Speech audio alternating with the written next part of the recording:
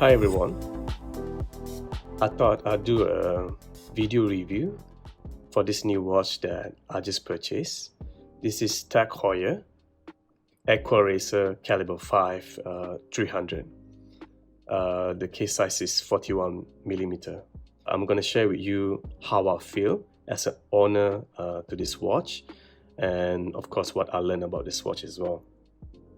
So the reference number for this watch is WBD 2110. So the first production of this watch was in 2018. It replaced the old Aquaracer, which WAY 2110, which was first introduced in the year 2014. So coming back to this watch itself, I got this dial color, which is black.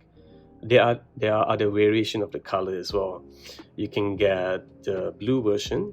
There's gray version. They call it Aquaracer. I'm not sure if I'm pronouncing it correctly. And there's my favorite one is actually the white dial with orange arrow, orange caliber 5 writing. So that's kind of look like the Rolex Polar Explorer, but I got this one. So before we get into the size, the technical aspect of the watch, I'll talk a bit about TAG Heuer. It's definitely one of the oldest brand in Swiss watchmaking, and it definitely have a legacy and history in the industry. It was founded in 1860. They are involved with racing. They are known as the precision timekeeper for the race. They are the first watch brand that sponsor a racing event outside of the racing company, and they are known for their chronograph. So in terms of the positioning of the Aquaracer line, it's like they are in the middle. So below it, I might be wrong here. This is from what I read, from what people told me. So below it is Formula One. Then there's the Aquaracer itself, and above it there's Carrera. Carrera, it falls into different category as well. Carrera has the dress watch line, but Carrera is mostly famous for the chronograph. So if you're getting a TAG Heuer, Aquaracer is like right smack in the middle in terms of the product positioning, I guess. Let's get into the sizes of this watch. So the case diameter, as I mentioned, is 41mm, which is great for a lot of people. So I have a small wrist. My wrist size is 6 3/4 inches, which translate to 17 centimeter. So this size is great for me. With TAG Heuer, what they do is, which I really hope that other company will follow as well, is the lug-to-lug distance. The lug-to-lug distance is around 46, which is perfect actually, because at the end of the day, for us as a watch buyer, what really matters to us is the dial size, and maybe for diving watch, the bezel size, not really lug-to-lug. A lot of watch manufacturer, they will put a bigger lug-to-lug distance, like for example, the Longines, Hydro Conquest, and Hamilton diver as well. So the lug-to-lug can go up to like 48, 49, which is too big. The lug distance is 20mm, which is great if you want to change to rubber or leather strap. The thickness, when I measure, is about 12mm, which is great because it's not too thick. It rests really close to your wrist. The dial is black, as I mentioned just now.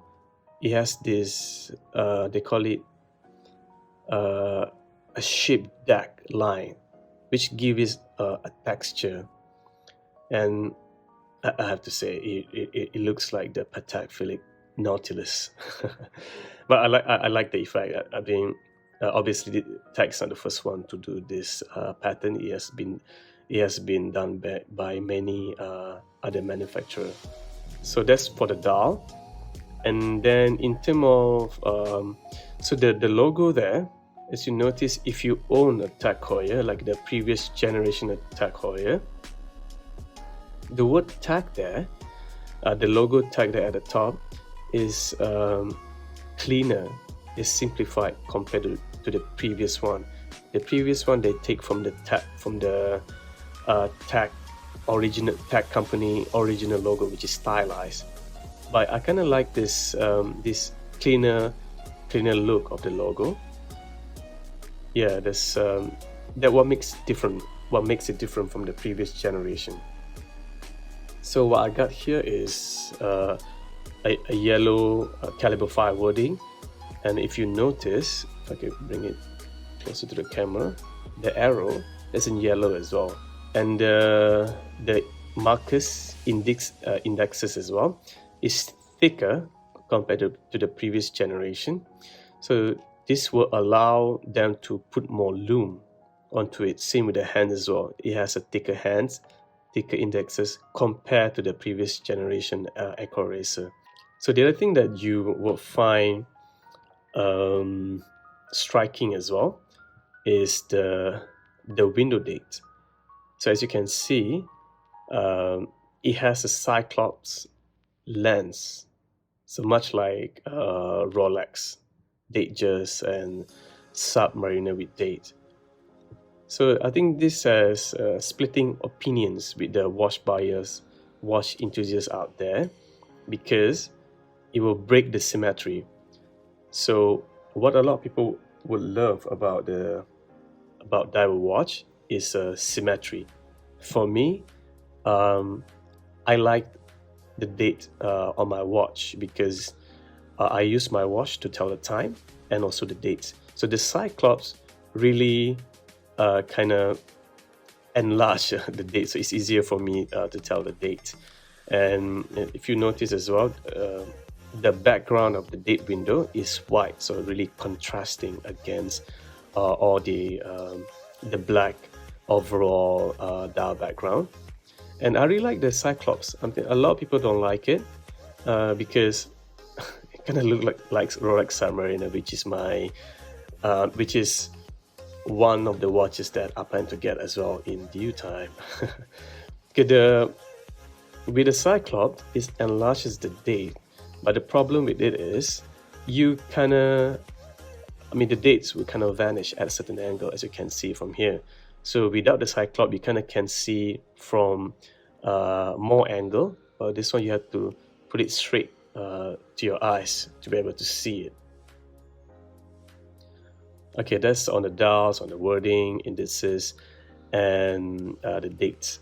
So the lume is, for me, TAG Heuer always has a good lume. Not great, but good enough for it to be functional at night. So for this one, like I said, it has thicker hands, thicker indices as well. So they can put more lume, so it's it's more legible at night compared to the previous generation. For me, TAG Heuer has one of the best bezel movement. So as you can see and hear, it's definitely very smooth. So it's easy to turn as well. I hope that's really centralized. So it's easy to turn. There are a couple of reasons, two reasons actually. One is this angle bezel, this angular bezel here, so it's easier for you to rest your hand on top of the sharp edge. It's not really sharp, the sharp edge of this bezel, so it's easier for you to turn. The other thing is they have this raised ridge here, so you can rest your finger on top of this particular raised area, and it's easy for you to turn as well. And there is no back play at all. This is as good quality as the Tudor Black Bay 58. So let's go to the back. I hope the back is not smeared with my sweaty hand. Okay, let's see at the back, at the case back. So it's a closed case, and then you have there's a edge pattern there. I'm not sure what's the technique that they use. It's a closed case back, which I prefer if the movement is not in-house, it's third party. For me, there's no point to display like an ETA or Sellita movement. I'll prefer for the manufacturer to close it, but that's just my opinion. But for example, if you have Omega Seamaster Professional, the latest generation with the Master co-axial movement, yes, by all means, just open it. And plus, the Master co-axial has a wonderful movement. The water resistance is 300 meter. For me, that's just more than enough, because the chances are the only water that's gonna get in touch with the watch would be the splashes from the hand washing and maybe the rain. I don't think I'm gonna wear it in my diving. One is because it's a luxury watch, and nowadays divers will use computers, and I actually use my Apple Watch if I go for a dive. So yeah, that's my ultimate tool watch, the Apple Watch. And okay, so I missed the buckle just now. What I like about TAG Heuer buckle is it's easy to use. For example, the Tudor Black Bay, you have to open it using your nails, and a lot of watches still you have to use your nails to open it. Like I think all Rolexes, they don't have this press down. But I like this style because it's you don't scratch anything, because this is a stainless steel, so you definitely scratch on it if you use your nails in time.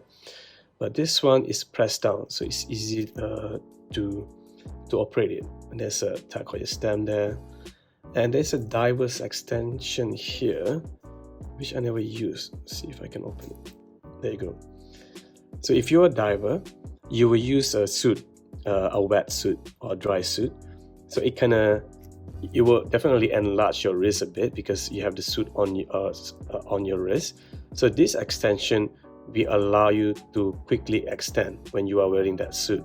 Oh yeah, I forgot to mention, I think a lot of watch enthusiasts are very particular about this. So the the link is bound together by pin. So as you can see here, so what you want if you're buying watches, what you will want a screw versions of it. So usually the more luxury the watch is, they will use screw. So if I made a mistake, if I share something which is wrong, please put in a comment, because like I said, I'm still learning about watches as well. And before we get into the movement, I'll show to you how to operate the crown. So the crown is a screw down crown. So the first position will allow you to wind the watch. It's automatic, but you can wind it as well instead of shaking it if you haven't used it for like a couple of days. The second position, so it has this quit set, but it's only one direction, so I cannot move it up, so it's only one direction. And of course the last position would be the hour itself. A lot of people will be reluctant to buy a TAG Heuer is because of the build quality. So I mean, you will hear on YouTube or from your friend or from watch collectors, they will tell you you can get better watch with the amount of money that you will spend on TAG Heuer, because TAG Heuer has a lot of bad reviews in terms of quality. For example, I watched in one of the videos, they use like a plastic ring to secure the movement. It's like a movement holder, and that's definitely a no-no from for a luxury brand like TAG Heuer. but a lot of people say is that plastic component will save the weight, plus it, obviously it's not a steel, so it will be good for magnetism, for example. But a lot of them would say no, that they're just a way for TAG Heuer to cut costs. And the other thing about quality as well, I actually have a love and hate relationship with TAG Heuer. This is actually my fourth TAG Heuer, my second Aquaracer. The previous Aquaracer has a rubber strap, but the rubber is easily the worst rubber I ever put on. It's even my previous Tissot was even better. It's so rigid. For example, if I put it on, instead of going like round like this, the rubber will maintain straight, so it will stick out for my wrist, and then it's just not comfortable rubber. And lastly, in terms of quality, is the movement. The thing about TAG Heuer, which is really annoying me, is they name their movement. Like, for example, caliber 5, caliber 6 or 7. But the thing is, it's not their movement. It's not their in-house movement. It's basically either Sellita or ETA. So when they say caliber 5, it can be either one. But it's no way for you to tell without opening the case up. And so the reason I want to talk about that quickly before I cover on this watch movement. All my previous TAG Heuer has movement problem. The time tend to run faster after 2 days. So it would jump 1 minute. I always have to adjust it every day when I wake up. So TAG will brand the movement as caliber 5, but I don't think they really modify or regulate the movement. So because if you use a third-party movement like Sellita, you will have to regulate it to make sure that the precision is there, so that the deviation, the day-to-day deviation, doesn't move as much. So brand like Zin, they highly regulate the movement to within -2 to +2 in a day. And a lot of reviewer like Teddy Baldassare, he check it's about 1 second a day, which is great. And Tudor as well, they regulate their ETA movement as well.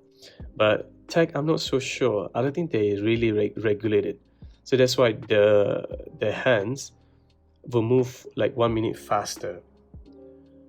That might be because the previous watches that I bought are old watches, like 4 to 5 years old or even more, but this one is rather new. This watch was first purchased in 2020, and I bought it it was first purchased in 2021, so it's kind of new, so it's about 1 year old.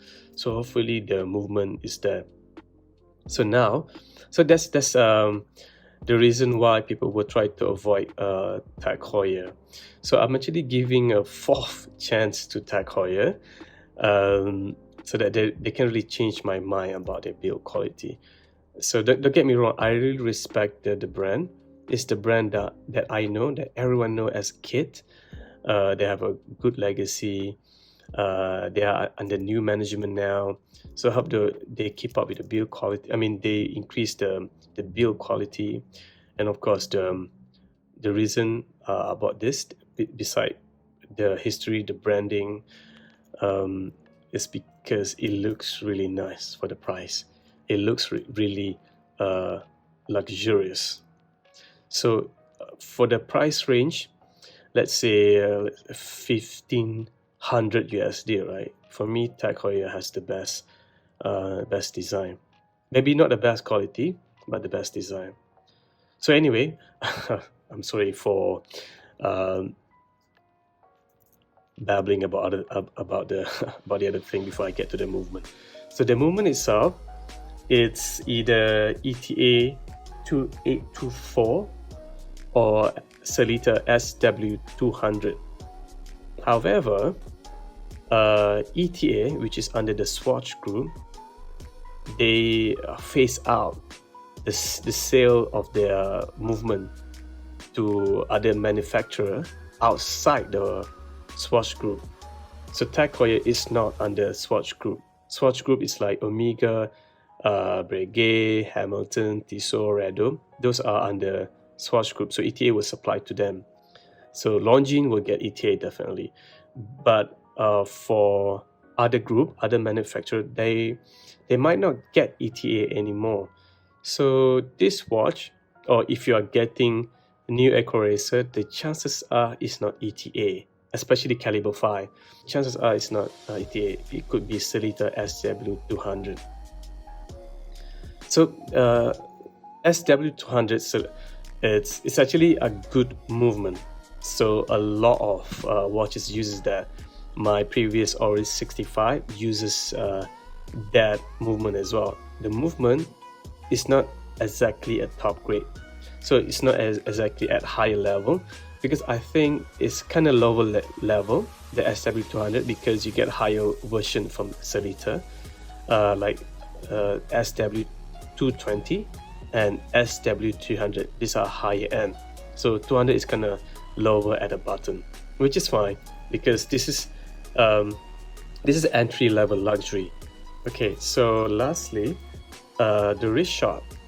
So I have, like I said just now, 17 centimeter wrist, or 6.25 inches, which is small compared to average size, or maybe small average.